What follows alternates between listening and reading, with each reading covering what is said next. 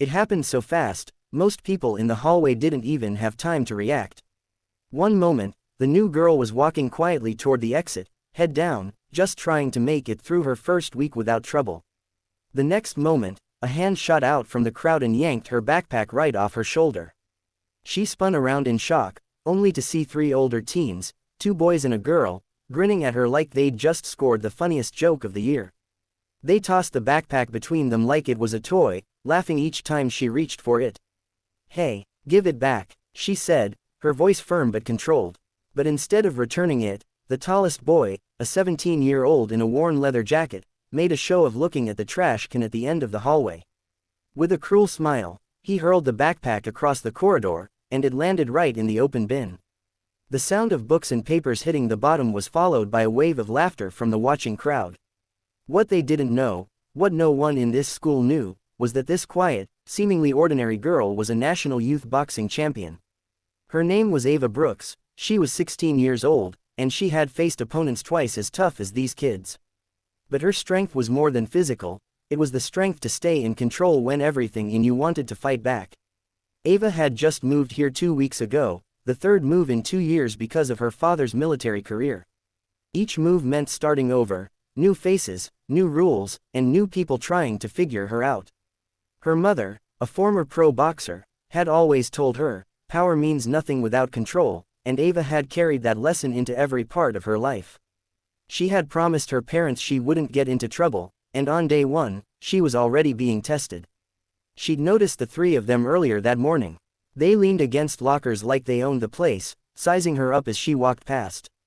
At lunch, they, accidentally, bumped her table, spilling her juice box all over her sandwich.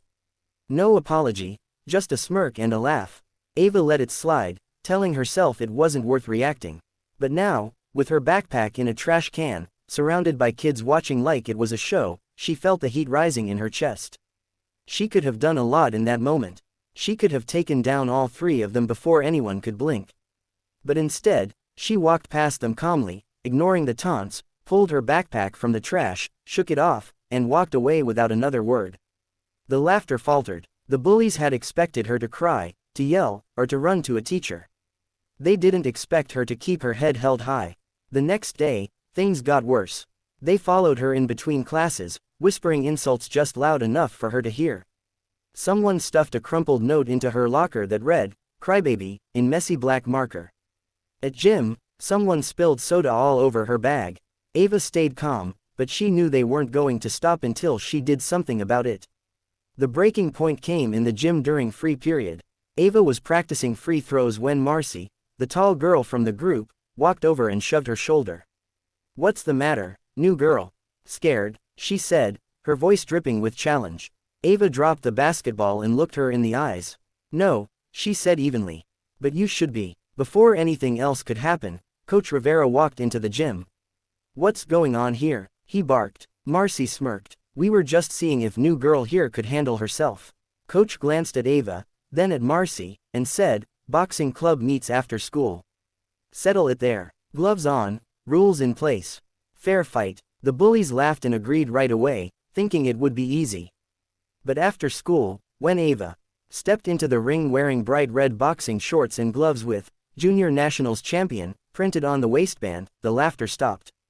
The match began, and in the first 30 seconds, Ava's speed and precision had Marcy stumbling backward.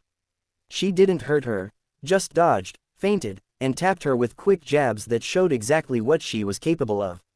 The crowd was buzzing, phones out, capturing every moment.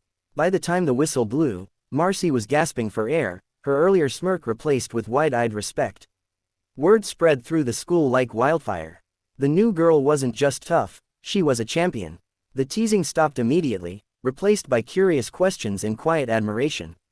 And surprisingly, Marcy approached Ava a few days later to apologize.